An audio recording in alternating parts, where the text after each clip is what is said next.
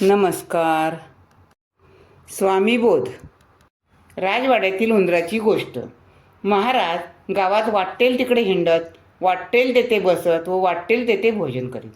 एके दिवशी फिरत फिरत श्री समर्थांची स्वारी राजवाड्यात गेली. राजाने पुढे येऊन महाराजांना घरात नेले. उभयता देवघरापुढे झोपाळ्यावर बसले. दोघांच्या मध्ये काही गोष्टी चालल्या होत्या. इतक्यात देवघरात आप्पा पुजारी गंध उगाळीत होते. तो एक उंदीर येऊन निरांजनातील वात खाऊ लागला. त्याच्याकडे पुजाऱ्यांची नजर गेली. देवघरात उंदराचा फार त्रास झाला होता. नित्य उंदीर वाती खात होता. आप्पा पुजाऱ्याला उंदराचा खूप राग आला. त्याने हातातील खोड उंदराला फेकून मारले. त्यासरशी उंदराचा प्राण गेला.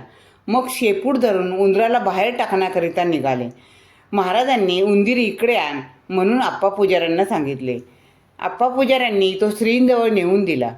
त्यास घेऊन महाराजांनी झोपाळ्याच्या कड्यातून इकडून तिकडे व तिकडून इकडे असे 10 ते 5 वेळ काढघाल केली.